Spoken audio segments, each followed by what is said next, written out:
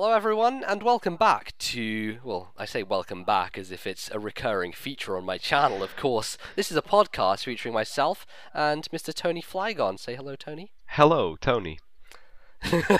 And we sometimes we do some podcasts regarding the usage stats that are provided to us by the kind benefactors at Smogon University, and we analyze, we talk, we discuss, and we generally delve into the competitive side of the game, which is great, I feel. So we're going to talk about the usage stats for February, which came out today, which is the 1st of March. I'm probably putting this up on the 2nd of March, but essentially, every month, if you didn't know, this is how Pokemon go up tiers and go down tiers. It's dependent on usage, though this is not a month where usage is going to change tiers. That happens next month. But it's always interesting to see what goes up and down because it gives you patterns as to what's going to be changing in the metagame. And we've also had some recent bannings happen, so we're going to talk about those too, and that's basically the skeleton of the show. I guess we can kick it off with the most recent and most applicable news, which is the banning of Deoxys Defense, which happened only a few days ago. So, Tony, do you want to give us a bit of information about how that went down and what happened with Deoxys D? Yes, I shall. Deoxys Defense ultimately got banned from OU Play February 27th, 2013, which indeed is a couple of days ago, to be less precise. There were in total 95 people that actually voted. I'll go more into depth on how the voting system works, and you could choose between three options: either vote Deoxys to stay in OU, vote Deoxys to stay in or move up to Uber, or choose abstain, which means you do not cast a vote. Your vote does not count and is removed from the total amount of voters because you either don't want to choose, you can't choose, or you don't want your vote to be decisive for the outcome of the result. That means the results were, I should actually start with, 37 of the eventual 91 voters, because 4 voters chose to abstain. So 91 voters, 37 voted OU, and 54 voted Uber. That means 54 out of 91 voters in total voted Ubers, which means a 59.34% of the voters voted Uber, which means that is more than 50%, and 50% was the minimum amount of votes that Deoxys would have gotten for Ubers to be moved up to Uber, which ultimately resulted into Deoxys Defense moving up to Uber, for those of you that are still following. Yeah. So that was a pretty close run race there. I mean, 59% is just over the cusp. It's when you need a majority, that's kind of really pushing it. And if you compare it to other bannings, it seems much more close, and there was less disparity between people who wanted it on you and people who wanted it in Uber. I guess that's relatively expected because it's not like Deoxys Defense was a massive offensive threat. It just had the utility going with it, which just made it such a pain in the ass. It had the best utility, though. Like, it was unparalleled as far as utility goes. But you're right, as far as going about the closeness of this voting contest. I mean, I'm not sure if you guys remember the Tornadus Therian suspect run in January, which eventually got banned out from OU Play on January 19th, and that was a 71.05% for Tornadus Therian moving up to Ubers, which of course is a much larger margin than Deoxys Defense had when that moved up to Ubers a couple of days ago. So either way, though, above 50% is above 50%, which means Deoxys Defense is now Uber. Yeah, it's first time that we have had no Deoxys forms in the metagame since beginning of Black and White, is it? Yep. Because when Black and White started, we just had all the shitfest of everything, and Deoxys Defense was down in UU for a long time. It was. Of course, Deoxys Speed was providing some much more useful hazard setting upping in, I believe, sometime in Black White. But then, of course, that got banned. But people decided, well, we'll keep using Deoxys Defense. It kept chugging along until eventually, well, now it's gone. And now we're left with a barren landscape of no Deoxyses. Seems a lot more 4th gen-ish, I guess, but of course, not quite as simple as 4th gen. 5th gen is freaking crazy, so... It still is. Yeah. Even at this late... We're basically, like, October is 6th gen, and we still haven't, like, sorted out 5th gen yet. It's still... We don't even have the Dream World abilities yet. Are you kidding me? Oh, God. Oh, yeah, there's loads of Dream Worlds which still aren't out. There's loads of, like, 5th gen Pokemon which still haven't got Dream World abilities. Starters. Oh, yeah, Superior. That's a thing that'll be interesting. A lot of legendaries, too. Lightning Rod Zapdos, and things yeah, that's of still that not nature. out. Nope. Wow. Shadow Attack, Chandelure.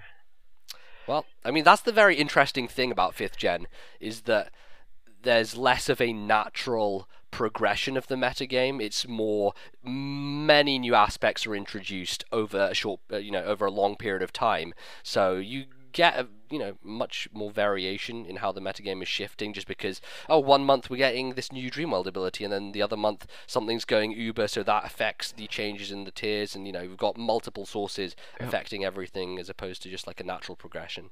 Yep, and then we get out of nowhere V-Create Rayquaza through a vent or something crazy like Bolt Strike Victini. Like, you don't know what's coming this generation. It's crazy. Yeah. Okay, so do you want to talk a bit more about Deoxys, I guess, and why it was really voted Uber? Yeah, for those of you unaware about why, because I've seen a lot of messages and people complaining even about why Deoxys is confused, why it's Uber. I mean, Deoxys is not a threat. I mean, most of them were like, sure, it sets up hazards, and sure, it's a problem, but it doesn't over-centralize the metagame, to use that dreaded term, in my opinion, again. But it's simple. It was unstoppable as far as setting up hazards goes. It's so easy to set up entry hazards with Deoxys Defense. It is the perfect Pokemon to do so. It's unbelievable how easy it is to do. It's so bulky. It's so fast too. It has base 90 speed. And yeah, I think that's one of the clinching factors, is the fact that as a defensive Pokemon, it even has defense in its name. Its speed is so surprisingly high, and that really lent to its favor in terms of setting up hazards.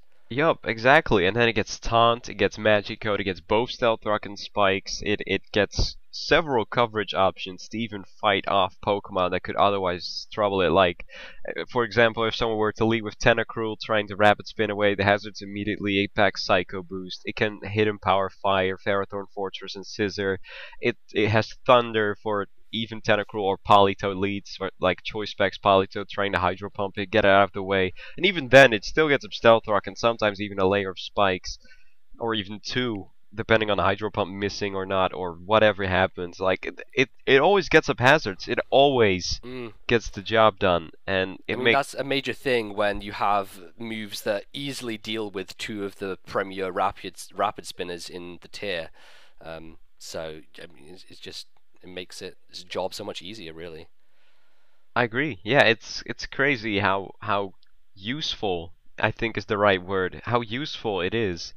And the combination of Spikes and Stealth Rock is even pretty rare, especially for a Pokemon that has such few flaws as Deoxys Defense for a role.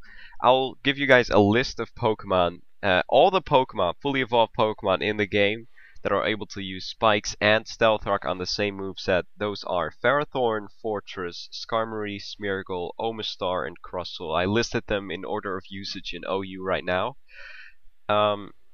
None of those have the same qualities Deoxys Defense have to easily lay down entry hazards for the remainder of the game, because these Pokemon are much more easily stopped because they either have a crippling taunt or magic coat weakness, mainly a taunt weakness, like Ferrothorn, Fortress, Skarmory. They can't do shit against taunt users. I guess Skarmory maybe a little bit because it can taunt itself and it's relatively quick, especially compared to Ferrothorn, Fortress, or Crustle.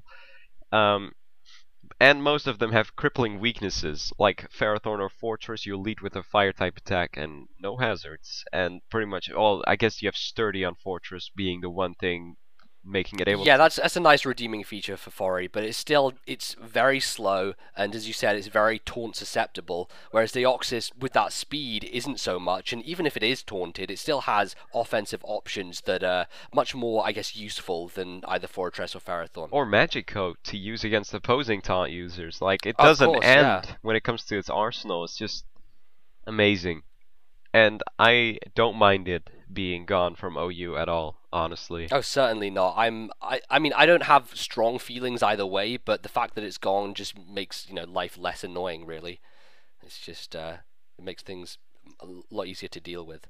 Um, but you're kind of leading towards the changing of strategy, as it were, with the loss of Deoxys defense, because now that that's gone, hyper offense is going to suffer significantly because, I mean, it really relies on having those hazards, and with Deoxys providing such a solid foundation and being able to get hazards up every time pretty much unchallenged, hyper offense now has to find some other means of getting up stealth rock or spikes or whatever, and I'm not sure where that's really going to come from. I don't know either. They could run just Stealth Rock as an option because there's plenty of Pokemon that can reliably set up Stealth Rock without really facing any Sure. problems from opposing anti-leads to bring Mhm. that up. I mean, there's Aerodactyl, like we had in 4th Gen, a Zelf, Pokemon like that. And Yeah. or you can run two dedicated entry hazard users, like one dedicated stealth rock user and then another offensive or fast Pokemon that always gets up at least one layer of spikes. And there's plenty of fast, like Excelgor or even um, what's it called? The not Pandera, but the English name Scolipede. Scolipede, yes. That's very quick as well. Yeah, there's plenty of options for that too. Frostlass is a very good option because it also blocks spin. Yeah. Yep. Yeah, Excellent there's Pokemon. plenty of choices for that, but that means you have two dedicated entry hazard users and not a lot. Yeah, and when you're running hyper offense, you want to try and have as much variety as you can in terms of busting through opposing defensive threats. So dedicating two Pokemon with hazards is just limiting yourself in terms of what else you can run. Yep. So I'm not sure how the gap of Deoxys defense is going to be filled, like whether it's going to be a lot less hyper offense or something we just us two haven't thought of, or mhm. who knows what's going to happen. I certainly don't, and we'll just have to see, but all I know is that Deoxys defense was the best option, and we're going to have to see how hyper offense teams are going to be built right now. Mhm. Only time will tell, I guess. Yeah, I certainly think that it's definitely going to be the most interesting thing to look at in terms of next month's statistics because Deoxys D isn't really, it's not removing one Pokemon, it's affecting an entire playstyle, and so it's very interesting to see how that develops out of this single banning. So there you go. Yeah, I'm pretty sure that we've done a good amount on Deoxys defense. May it stay in Ubers and I guess maybe do some stuff there. We'll see how that does. Um, It can what somewhat counter else? Mewtwo a little bit. Yeah, this is true. Mewtwo doesn't have particularly great ways to deal with it, Unless but you run Shadow Ball, but that's not really useful. unless you're on Shadow Ball Mewtwo, if you're that guy, I'm not sure how many of that guys there are. I'm sure there are many. um, Anyway, we can move on now to, I guess, just straight into the statistics, the February stats. Before we do that, there is some issues with February. So, Tony, if you want to explain why February is a bit of a weird month in general for 2013. Yes. There's been a couple of things you need to know beforehand when we go into the statistics because it's not as usual. First of all, normally months durate 30 or 31 days. As you know, February, of course, the one exception to that rule being a shorter month. Seeing as we only had 28 days for battling stats this year, it's already affecting the usage stats a little bit, although not drastically. What made it a drastic change is that between the 5th and the 8th of February, no logs were recorded due to a technical glitch that means we effectively lose more days than normally, and we lose 4 days, and we only have 24 days of recording instead of 30 or 31 we normally have. So if there were small changes in usage stats, those changes could be magnified due to the lesser amount of battles done in February, if that makes any Mm. sense. So, like, if you have less amount of data to use, small changes could become bigger changes than they really are. So, some of the usage changes could be genuine changes, but they could also be small changes that normally wouldn't really be noticed, but due to the lack of data we have to our disposal right now, could be magnified. So keep that in mind. We'll keep reminding you if we notice or think of anything that could be affected by this, but this is a factor. This is definitely something that matters when looking at statistics. Yeah, certainly. There's also a little bit of a change in the way that usage stats are counted, and this actually came into effect, I believe, last month. But they've basically, instead of taking data from all the Pokemon used in any games on Showdown, they've tried to root out some of the people who are not as good, or just people who are trying to troll and trying to make a Pokemon move up a tier by gaming the system. By, for example, using, I mean, this happened a few months ago with Matang, and how suddenly Matang ended up in RU or whatever it was. I can't remember where exactly it ended up, but Matang suddenly ended up there, and people are like, why, how, what is going on? Why is that there? And it's down to individuals who try and make in strange Pokemon, which aren't really supposed to be in tiers, go into those tiers by using them multiple times. So what the new system does is it changes it so that it roots out all those people, all the people trying to game the system by using a stupid Pokemon to try and get it up a tier, all those people who aren't really great at the game. And the example used is apparently there are a lot of like casual players who like Pokemon but don't really know it competitively, who go into Showdown and are like, oh, I'm going to use Ash's team from the anime. And according to statistics, people who use Pikachu also use Charizard, Blastoise, Lapras, basically Ash's entire team. So there's this group of people who go around on Showdown using Ash's team because they're like, you know, casual people who are like, hey, I want to play Pokemon again and I'll use that because I remember the anime. And it's funny how that affects things. So that's basically rooting everything out, makes everything much cleaner, and hopefully we won't see any more weird changes like the Matang situation, because that certainly wasn't really appreciated and doesn't really help things, honestly. So that's how things are done from this point onwards. If you want to read more about it, I'll leave a link to it in the description. But bear in mind, unless you're mathematically minded, you may not understand it. There's lots of graphs, there's lots of calculations, so yeah, it's a bit confusing, but that's the basics. All you need to know about it. Yeah, Really. to sum it up in one sentence to end this weighted stats thing, pretty much the purpose of this weighting system is to lower how much bad and especially deliberately bad teams affect the usage statistics. So Exactly. it doesn't really you can still use whatever you want. Like they don't really care about it. They just don't really show them in the statistics for those of the people that actually care about the statistics, like we do right now. And Mm. you care obviously because you click this video. So You're listening to a podcast about usage so statistics. you Be care honest, you pretty much. care. So this is helping everyone who cares, and it's not gonna affect how you battle, how anyone battles. So if you want to have fun and use any kind of team you want, go ahead. Everyone will gladly applaud you for doing so. Although it would be annoying if I were to be facing you on PO or something, because that's not what I'll be. Anyway, I don't really battle anyway. It's fine. Yeah, it's fine. So pretty much it only affects the statistics. As soon as the statistics are being pulled, they take out those teams and those results, and so just so you can have like a serious, cut to the chase amount of stats that we need, want, and yeah, that's pretty much it. Mhm. All right, awesome. Now, So I the guess we statistics get down to the itself. yes. Yes. All right. So I guess kick it off, Tony. What do we got that's interesting cropping up? All right.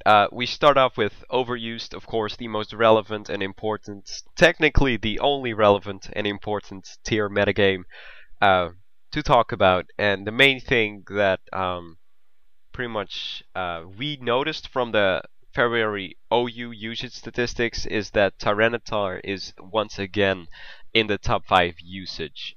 Now, the first thing you should know is that February 2013 was the first full month of OU play without Tornadus Therian since its introduction to competitive play. However, not as much changed as most players had expected beforehand, especially not as much I thought would change. Some Pokemon didn't change as much as I thought it would. Like Celebi, for example. I thought Celebi would raise in usage. I think it's a great Certainly, Pokemon. yeah, yeah. And it just Tornadus just destroyed its dreams pretty much. But Hmm. no, Celebi barely changed. Again, this could be because of the glitch in usage, because people who did play, or maybe it was used a lot between the 5th and the 8th of February. Between the 5th and the 8th, there's We Salvi on don't every know, team, I'm but telling you. we don't know, so we can't really tell. I just thought Celebi would spike a little bit more. But back to Yeah. Tyranitar. I think this could be a genuine change instead of the magnification of the glitch. I think it's a direct result of Tornadus Therian being banned. Because even though Rain is, of course, without a doubt, 100% still a very, very, very viable playing style, one of its main attraction was taken away from it, making it easier for Tyranitar to be used, especially since Tornadus Therian threatened Tyranitar directly. It could superpower it, it could focus blast it, it had a times 4 fighting weakness, so that would do a buttload of damage. Mhm. Especially if it was not packing a Chapel Berry, and it even outsped Scarftar. Like, Tyranitar didn't stand a chance against Tornadus, pretty much. And he could also U-turn out, go back to Polito, do whatever, and U-turn's super effective too. Like, it wasn't nice for Tyranitar at all, but I think Tornadus Therian being banned directly provides Tyranitar for a more viable metagame to be used in. Mhm. Politoed is still used more than Tyranitar, I do believe, and I understand, of course, Rain is very good, but Tyranitar is going up there, pretty He's much. going places. It's good. Yeah, certainly. That makes the most sense, really. And I mean, it's a shame, I guess, that things didn't change as much because I would have expected things to shake up a lot more after Tornadus T was gone. But well, we don't have as many differences between the changes that were going on. So there you go. I think the next thing that we're going to come to is Tentacruel, who has taken a little drop, not like huge, but he's dropped about 5 places from 16 down to 21. And again, a perhaps direct result of Tornadus Therian going is Tentacruel, a very crucial member on Rain Team, having access to Rain Dish and just being a great spinner because, at least, even though Tornadus Therian had Regenerator, it didn't appreciate Stealth Rock, so that aids it greatly, and it just, I guess, hasn't been featured as much because its good buddy is now gone. Um, so there you go, Tentacruel has dropped down a little bit. Yeah. Once again, there's been multiple changes, like small changes as far as percentage wise goes. Like some Pokemon jumped from like 17 to 16 or the other way around, like small changes, but we're trying to make sense out of the changes, and Hmm. because The small changes generally don't make a huge difference when you're moving between the top 1 and 2, and there's little difference percentage-wise between the months, and that's just variation. You're going to get variation in any month because different people are playing more than others, and that's just what happens.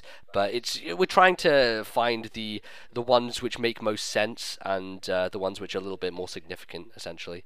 yes, pretty much. And of course, especially this month with February and the glitch, um, Hmm. the changes are magnified a little bit. So there's gonna be a lot of like small changes with a couple of Pokemon switching places, but it doesn't necessarily have to mean anything. So we're Hmm. picking out the ones we think could mean something, and we share that with you, of course. So Of um, course. that's why we jumped from T-Tar to Tentacruel, and between those two Pokemon, we're not even gonna cover anything. We're gonna cover one more interesting Pokemon that definitely, without a doubt, made a raise due to the tier Mm-hmm. change. Yep. Might as well tell them. It's of course OG Thornadus? No, not quite. Tornadus! He had a thorn in his side for many a month when the Therian form came along, but OG Tornadus making a return, as I guess is really expected, because when you lose something that's so similar, and you can kind of fill its place with another thing that is basically the same, although there's huge differences between the two, that's going to happen. And Tornadus was already fantastic in Rain. It still is. It's still really good. It has Prankster as opposed to Regenerator, but that's no, negative thing. It's still a fantastic ability. And Tornadus, original form, I guess Incarnate. I believe it's Incarnate, isn't it? It is. Yes. So it has jumped from being on 1.9% of all OU teams in January to 3.4, which is practically doubling its usage, or less than so, but getting very close to doubling its usage, which is pretty great, jumping from 63 to 53. Thoughts on Tornadus moving up and what it's going to do in the future? If it keeps this up, it's gonna be OU next month when tiers change again. Mm-hmm. That's just the way it is. It's no need for, pun not intended, but it's almost the perfect storm for it, because, Tornadus T going now allows it to swoop in just at the right time, just at the month when tiers are changing, and certainly makes sense for it to go up there, and it's so close. It's very much on the cusp of being put into OU. Its percentage, I think it's 3.4 is the percentage needed, and it's at like 3.39 right now, so very, very close. True. And I'm not sure if you remember, or if the people listening to this remember, but in Black and White 1, the same thing happened for Tornadus when Thundurus got banned. And everyone was like, oh, what do I do with my Rain team? Thundurus is gone, I'll just slap Tornadus on it instead. And pretty much Tornadus became one of the biggest threats, and it became used in OU again, and it was great. And the same thing could happen again, because Tornadus is still a huge threat in OU, like normal Tornadus. It's very hard to counter. Like, it uses the same attacks. Specs Tornadus hits so hard. It's a Jesus monster. Christ. Yeah, this one hits harder than exactly. Therian, yeah, it's got 10 extra base special attack. It lacks in the speed department, of course, but it hits harder than the previous one, so if you're going to take a move from it, you're not going to be taking it as favorably, which isn't great. It's not great at all, honestly. No, I think Tornadus will do just fine in OU, and I hope it's gonna make it for Tornadus' sake. I hope you can do it, buddy. Everyone's favorite backup plan, Tornadus, swoops in the last That's moment a when... great title, honestly. Everyone's favorite backup plan. I'm gonna make a Tornadus and call it backup plan. Not bad. That's pretty good. All right, fantastic. That's it looks like we haven't really talked about much, but really that's because there hasn't been much. And as we've explained, combination of factors there. Nothing major in OU that really needs to be talked about, because all the variations are so minor that it's I was disappointed, honestly. Yeah, certainly. Especially when you're coming off a month where a huge player in the OU metagame has been banned. Not just for itself going, but the entire playstyle of Rain that it kind of centered itself around. It seems like, okay, well, this huge player is gone. Are we going to see a rise in something else? What's going to happen? And there wasn't really anything. So I guess the metagame surprises us, as always, really. So there you go. Okay. I guess there's one more thing I kind of want to mention, because it's an interesting thing in my opinion. Sure. There's one Pokemon that used to be OU that's absolutely crushed in OU right now. It used to be OU, it's now 100. Alright, no. It's now at 100 in OU. Yeah. No, it was 100 in OU last month, and I thought that because it's absolutely destroyed by Tornadus Theory, and I thought it would raise a little bit maybe, but I don't think anyone even thought of it anymore. Furizion was 100 in January, and it's now 116. It dropped even more. Oh, wow, okay. Wow, that sucks. It's Yeah, not a bad Virizion with. Pokemon in OU, in my opinion. It's not Oh no, necessarily certainly bad, but not. I mean, at this point, with that Tornadus gone, it certainly makes sense. But I mean, we all already talked about Tornadus OG returning, which hmm Virizion is still susceptible to that thing, and it's outsped by it. So Yep, it's not like it's gonna very have any true. easy time coming back. It doesn't really seem worth it. So I guess that's why it's just chilling down there in the 100s. Sad fate for Virizion, Yeah, unfortunately. top 50 for months, months, Yeah, months in Black and White it 1. Now was. it's wow, it got crushed Yeah, pretty much. it has. Yep. So No one cares. if you want to use Virizion, of course you can still use it. I mean, even though it's UU, you can still use it in OU. It's just probably not gonna be OU ever again. At least not Yeah. in Black and White. Maybe in X and Y thing. X and Y. Who knows what'll happen there? I'm Well, still nowhere near used to saying X and Y as I Pokemon know, goes. right? It's just like it's almost like a tongue twister. You don't expect it to come out, and it's like, oh, okay, that's what they called it, right? Okay, let's see how that works. Yes, that's pretty much that for OU, and I hope we've covered that pretty well. So now we're going to go into the next tier of note, which is Ooh, of course the ooh metagame, the UU usage. There's three U's in a row there. Jeez, okay. not bad. Not bad indeed. Let's delve into this a little bit and talk about a few changes that have happened in UU. So what have we got, Tony, going on down in the nice UU tier there? I'll be honest, nothing. Pretty much nothing happened. Like nothing changed. So I actually tried looking for something. I didn't have to just look at it and notice. I had to search for changes. I had to And do research here, man. I had to fucking delve and dig for all the differences that we can see. well, there's of course going to be a small changes of position, jumping a couple of places, dropping a couple of places because of short month, and of course, like MBZ covered before, different players play, different teams are used. You can't have the same stats all the time. The one thing that, well, two things, but I think they're related. They could be. And I talked to Rick about this as well, Dangerous 36M. As to quote his words, he's a pretty big deal in UU, and he He makes it known. I asked him for help about this, and he brought something to my attention, which I think might be true.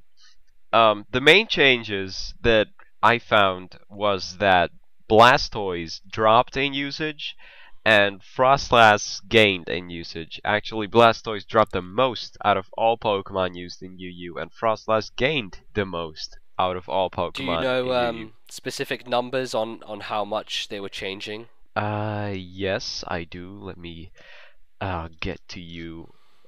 Wait, where are they? I think I have them. I do. Frostlass Okay. gained a 1.8 percentage as Mhm. when comparing to last month, and Right. Blastoise dropped a. This is actually a pretty big number, a Mm. 3.3 percentage. Yeah, that's pretty large. That's pretty It is. large. I agree, and I was trying to figure out why? Why would Blastoise drop? I mean, of course, it's a great UU Pokemon. Last month, or Mhm. the usage statistics before this one, January, Blastoise was number 2, and now it's number 5 in UU. So Yeah. that by itself already is kind of a sign. I first thought it was, well, it's the February month, of course, the glitch, the fewer amount of days, but Mhm. I think there's something going on, and the thing is, I think hyper offense is gaining usage as a whole in UU, and Yep. Frostlass, of course, the front man woman of 100% female. I have to keep that in mind. This is true. It's the prominent spikes user available to hyper offense teams. Not only does Frostlass lay down spikes, it taunts opposing It entry is a hazard spin users. blocker, so it's kind of Exactly. built into it. I think Frostlass is kind of the Deoxys defense of UU. It's kind of a big deal down there. Taunting and blocking and everything. It's doing a good job. Yeah, Um, exactly. And Frostlass is a huge problem. It has been for a long time, and mhm. um, actually, Pokemon Online agreed with that statement and decided Mm-hmm. to ban Frostlass from UU. So Frostlass is Okay. BL on the Pokemon Online server. Interesting. I mean, the way that trends have gone, I mean, somewhat with PO and Smogon is that, well, I mean, PO are a little bit behind currently, but everyone remembers when PO initially said that Black Huron was good enough for OU and they dropped it down, and people went crazy. People went nuts. They're like, PO is terrible. They don't know what the hell they're doing. And of course, like a month or two later, Smogon deemed that Black Huron was fine for OU as well, and then people were like, oh yes, well of course Smogon knows what's right. So blah. And there you go. So rather interesting, I feel. Off topic, I But still think it's ridiculous Kieran Black is OU. I don't know. It's interesting Pokemon. Yeah, but I don't. It's not necessarily too good. I'm not saying that. I just don't like it in OU. It's not supposed to Yeah. be in OU. Look at it. Look at it. Just It look doesn't. how It it. doesn't seem like it fits there, does it? It just has that uberness about it. How's Just Kieran the Black look of it. OU and Uh, Manaphy Uber? That doesn't make sense. yeah, right? It just seems so strange. Seems so far-fetched, as it were. If we're gonna be punning some more, but Not yeah, bad. no, this could potentially mean if PO have gone with getting rid of Frostlass, and I'm not sure how close they are to doing any changes to the UU metagame, but if those come round soon, then perhaps Frostlass could get similar treatment on Showdown and in Smogon tiering. Wouldn't So you mind never that know. at all, honestly. Yeah. It's pretty much exactly the same situation as Deoxys Defense in OU, and previously Deoxys Defense in UU, because it's been Yeah. banned from that before too. Well, of course, yeah. It's allowed nowhere. Like Deoxys Defense keeps just like, hey guys, it's Deoxys Defense. And no, you're not allowed here. Get the hell out. It's been twice them already. Such a hard Kicked out the life. party 2 times. Yep. It's a shame. It's like Cash Right. Shift not being invited to birthday parties. Awful. This is true. Okay. And yeah, Um. so do you guys think Frostlass should be banned from UU for the same reason Deoxys Defense was banned from? I think it should. It's a unique Mm, Pokemon that sets up entry hazards, and not only that, like MBZ mentioned as well, it blocks any attempt of getting rid of them as well, and it just can lay down spikes and go from there pretty much. It's so easy, yeah. so Doesn't have powerful. access to Stealth Rock, of course, but of course Stealth Rock support isn't too difficult to provide. And Frostlass, with its amazing speed, added to the fact that you can make it pretty bulky. True, You that's can definitely take true. you can take hits. Like it's really surprising that Frostlass is as sturdy as it is. It doesn't really look like the kind of Pokemon that can take hits, but if you invest the EVs correctly, then you have a pretty bulky Ice Ghost type on your hands, and has ease of access to set up the spikes and everything. So it's pretty good. I agree. I think Okay. Frostlass is unique and great and definitely could be BL in my yeah, Mhm. I'm for that, all for that, Mhm. honestly. I support that. Certainly. We'll see how it goes though. But Yep. But yeah. So Blastoise dropped, and then Frostlass moving up, and that's basically it. that's the I mean, main thing. Blastoise is still the premier spinner in UU. You have him on top at 14, I think. But those are two pretty good, solid spinners for the tier. Blastoise just still being the number one user of it. So there you go. I agree. All I right. okay. That's all we want to talk about as far as UU goes. I really don't think much has happened in UU, and I think this could be the main thing.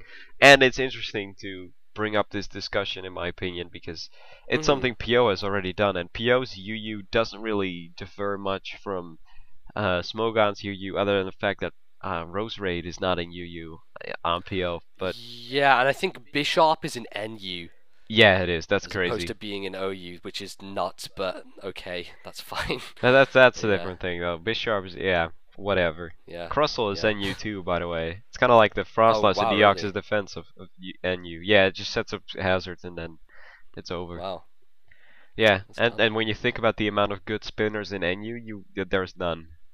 Delibird, yep. Let's go. Let's go. Alrighty. That dies from Um, hazards before he can spin, well, man. I guess you got like things like Wartortle, right? Oh yeah, that's a phenomenal That's Pokemon. You're right. hey man, it's good. It can spin. It's got that Eviolite. Don't even touch it. It's great.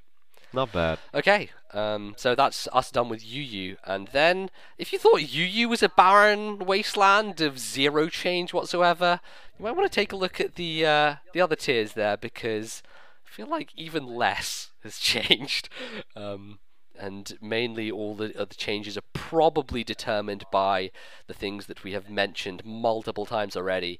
But yeah, RU, NU, Uber, Little Cup, there's no real change whatsoever to speak of.